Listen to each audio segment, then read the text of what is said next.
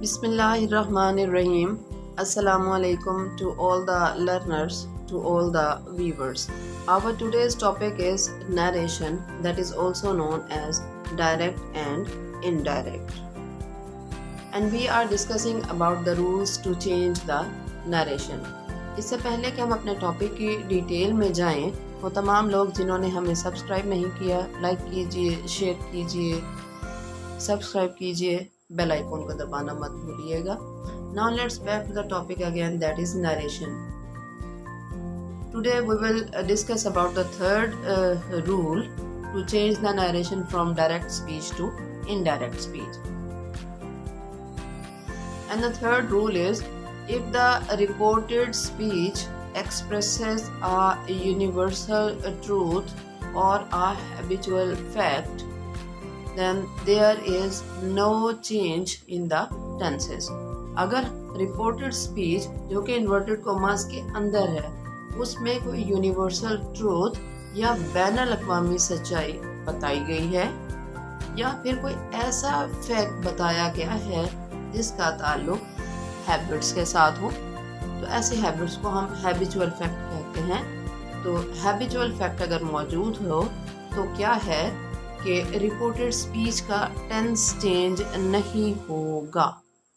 हमारी reporting speech जो कि इन्वर्टेड कोमा से बाहर होती है, हाँ वो प्रेजेंट में हो, पास्ट में हो या फ्यूचर में हो. आपने देखा कि जो हमारी रिपोर्टिंग स्पीच का टेंस है वो इस बात का तयन करता है कि रिपोर्टेड स्पीच में किस किस्म की तब्दीलियाँ आएंगी.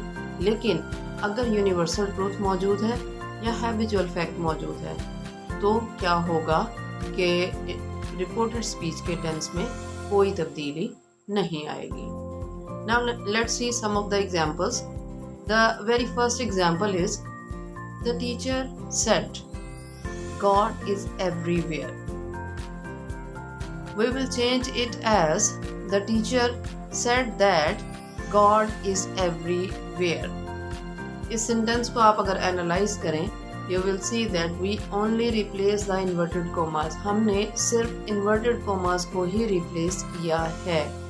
हमारी रिपोर्टिंग स्पीच अगर से पास्ट में है, ठीक है, तो फिर भी रिपोर्टेड स्पीच के टेंस में तब्दीली नहीं आएगी.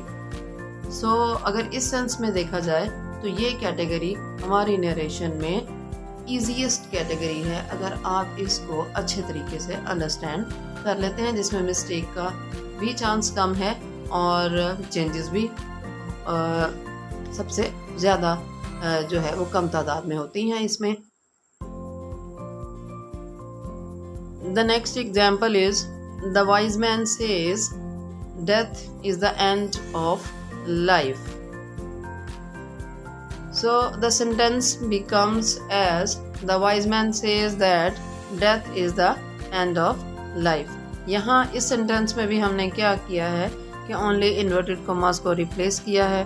हमारी जो रिपोर्टिंग स्पीच है वो प्रेजेंट टेंस में है, तो इस वजह से भी और वैसे भी यहाँ पर यूनिवर्सल ट्रूथ है, तो क्या है कि रिपोर्टेड स्पीच के टेंस में कोई तब्दीली नहीं आएगी. Let's see the third example, the very special example. Third example is, he said, I am an early riser. Here habitual fact is present in the reported speech.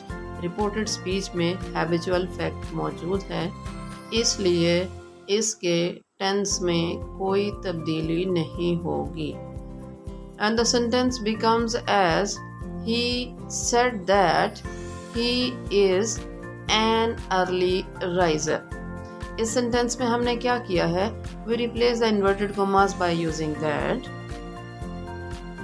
और आई जो हमारा pronoun है वो ही के अकॉर्डिंग ही में चेंज हो जाएगा.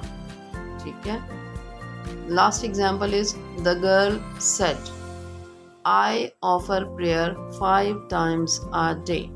ये भी हैबिचुअल फैक्ट यहाँ पर मौजूद है. The girl said that she offers prayer 5 times a day. तो यहाँ पर भी हमने क्या किया है कि इन्वर्टेड कॉमास को रिप्लेस किया है बाय यूजिंग दैट, और आई को द गर्ल के अकॉर्डिंग शी प्रोनाउन के साथ जो है वो रिप्लेस किया है. Keep on practicing. Have a nice day. Thank you so much.